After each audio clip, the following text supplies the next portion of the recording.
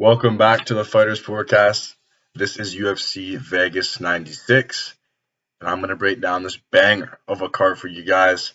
Lots of new fights being added as we're speaking. The big main event is Jared Cannonier against Caio Vs Jared, and I'll get into that a bit later. But this is a great card.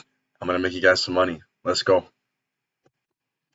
Up first, we have a women's flyweight fight. It's Wong Kong against Victoria Leonardo. Wang Kong is a great striker kickboxer. She has beaten Valentina Shevchenko. We all know who that is. That is one of the UFC's best flyweight champions of all time. Against Victoria Leonardo, she is a grappler at heart, likes to have control on the cage in the clinch positions, and that's how she wins her fights if she does win. Let's go back to Wang Kong. Wang Kong beat Valentina Shevchenko in kickboxing, which is extremely impressive. I had no clue who this girl was until the fight was announced. I looked more into her film. Sheer kickboxing is world class. Very nice. Very clean left high kick. If Victoria Leonardo can't get her on the fence and grapple her and clinch her throughout this fight, she is getting knocked out. But when you look at Victoria Leonardo, her losses are class. She lost to Erin Blanchfield, Manon Fiorot. Those are big names. And honestly, this line is way too wide to bet. Wang Kong should win this fight by knockout. But if Leonardo just holds her down, I don't see a way where that's not a possibility she can win by decision. I do have Wang Kong, though, in this fight by knockout. Her kickboxing is way too clean. She's way too slick in this matchup. Moving on to a new fight that was just added. It's Zimitas Ramaska against Nathan Fletcher. Yeah, I fucked that name, but it is what it is. Anyways, Ramaska is a kickboxer, is a striker. This is a clash of styles. Fletcher is more of a grappler, submission threat artist.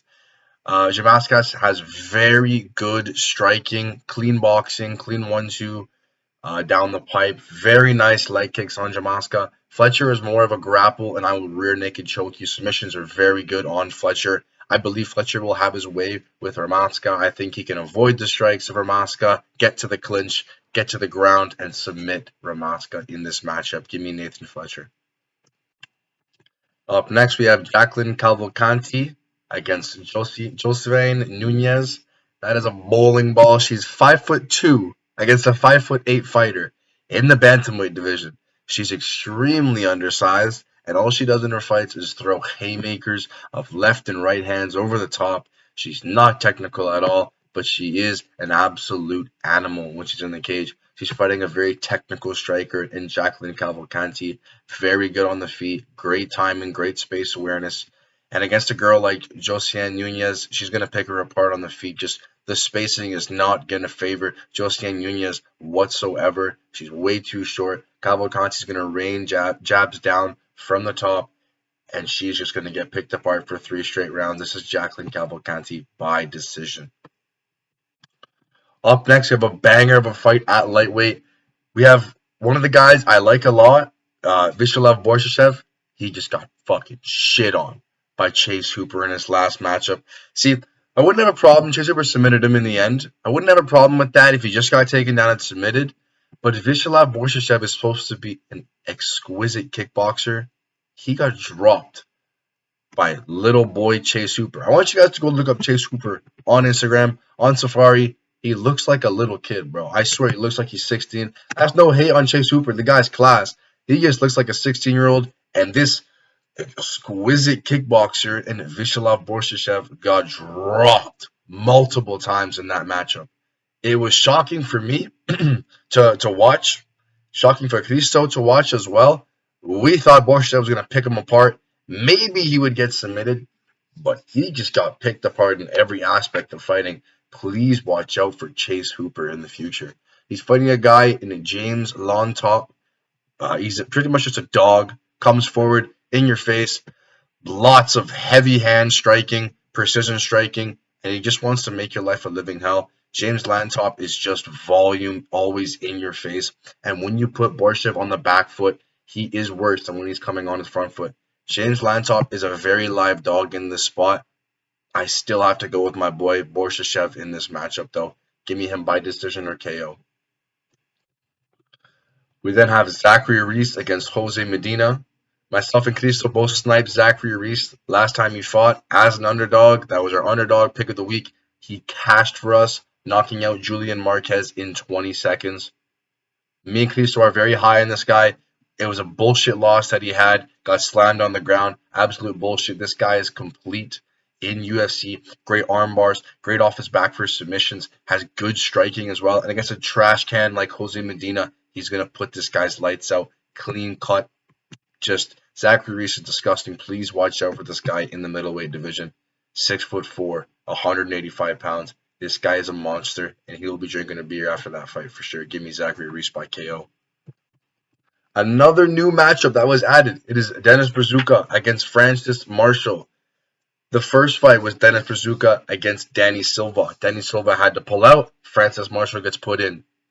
What I don't understand at all is why Francis Marshall is a favorite in this matchup. He's on 1 week's notice. He's on like 4 days' notice against Dennis Brazuca. This guy is actually coming into his own in the UFC in the lightweight division. I think he's very good. I was close to picking him against Danny Silva.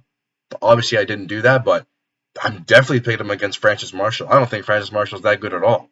Lost to Isaac Dalgarian, even though he is class. Dennis Brazuca is just a better fighter in my opinion. I think he has better wrestling. I think he has better striking. And I think he gets this job done. If Brazuca wants to wrestle more in his fights, he will keep climbing the rankings. If he wants to be one-dimensional and just strike with all his opponents, he'll continue to stay where he is, where he's fighting people like Francis Marshall. I have Dennis Brazuca as my dog. I think he wins this matchup. Francis Marshall is on 4 days' notice. Give me Dennis Brazuca. Moving on to the main card, we have Edmund Shabazian against Gerald Meerschaert. This is a great fight, but I'm looking at people's opinions online, and they don't think Edmund Shabazian is going to win. I think that makes zero sense. I think Edmund Shabazian is a prospect in that middleweight division. Gerald Meerschaert fights bums like Andre Petrosky and Josh Frem and Jamie Pickett. Edmund Shabazian is going to knock this guy out in the first round. I don't understand why everyone thinks GM3 is going to win this fight. This is Edmund Shabazian all day. GM3 has no striking whatsoever. He has good timing in his strikes. It's as slow as molasses. Decent power, but Shabazian is just going to be in his face, throwing combination after combination. He is going to knock out Gerald Meerschaert in the first round. I don't know why everyone likes Gerald Meerschaert as an underdog. Prove me wrong. Prove me wrong. Give me Edmund Shabazian round 1 TKO.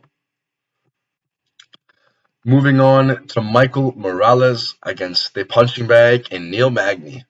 Fuck you, Neil Magny. You beat our Canadian bro, Mike Malott. Mike Malott was killing you, and he just wanted to be stupid and go for a finish.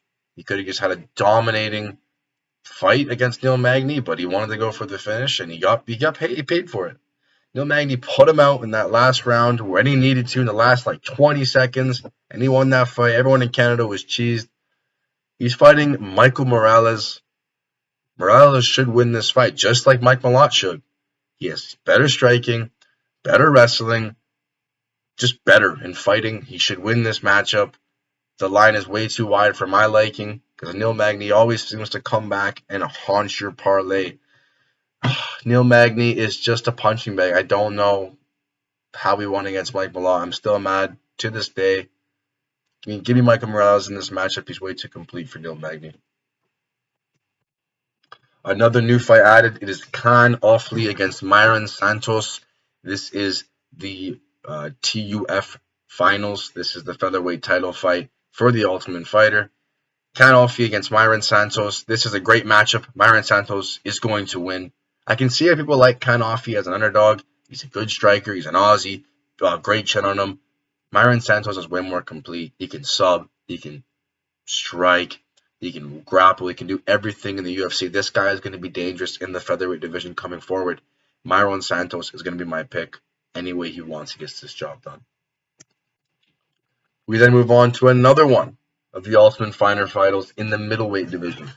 We have Robert Valentine against Ryan Loder.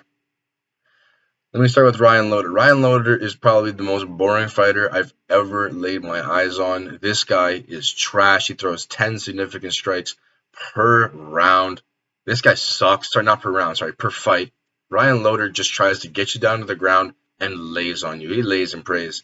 This guy has decent submissions on the ground. He has zero striking, and I hope he gets absolutely destroyed in this matchup. Robert Valentine is the exact opposite of Ryan Loder. Great spinning attacks on Robert Valentine, great striking and power, great kicks as well. He is the exact opposite fighter of Ryan Loder, a boring grappler in Ryan Loder against an exciting striker with different techniques. I could see how Ryan Loder wins. He just takes him down and lays on him like he does in every fight. I just got to go Robert Valentine here. With the striking, it's way too good. He's going to catch him coming in, and I think Robert Valentine wins this by TKO. Moving on to the co-main event, we have Angela Hill, almost pushing retirement at 40 years old, against Tabitha Ricci, almost 30 years old.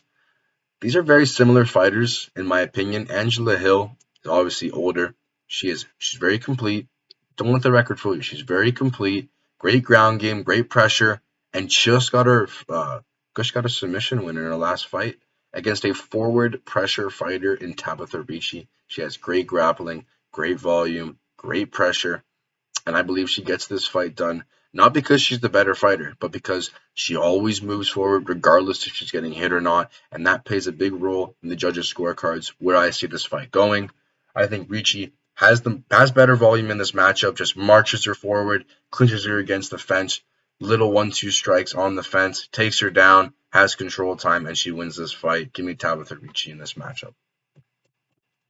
Moving on to the main event, we have Jared the Killer Gorilla Cannonier against Caio Borralho. This is a banger of a matchup.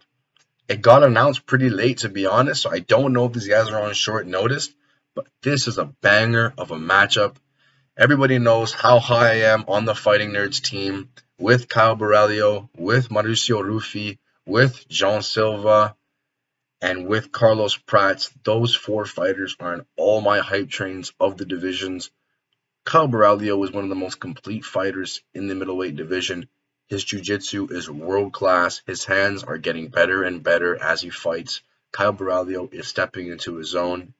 He's fighting number 5 ranked Jared Cannonier. Great hands, destructive power. He is 40 years old though. Now, that didn't look like a fight, didn't look like a problem against Imavov when he fought Imavov, but he didn't look as fast, in my opinion. And I think Jared Cannonier needs to be fast in this matchup to defend the shots of Caio Borralho, to defend the 1-2s of Caio Borralho. And I just don't think he will be fast enough. So I think Caio Borralho wins this fight. He can submit him, he can knock him out. I would lean more of a submission to Caio Borralho. I think he has great subs off his back and on top. So I'm going to lean Caio Borralho in this matchup. But that wraps up all my predictions and my breakdowns for all these fights. Cristo is on vacation right now. Well, he's been on vacation for a couple weeks, so he hasn't been posting videos. But once he comes back, he's going to be posting videos for you guys as well. It's not going to be just me blabbing on about shit and telling you to do this and do that with your money. But, stats don't lie.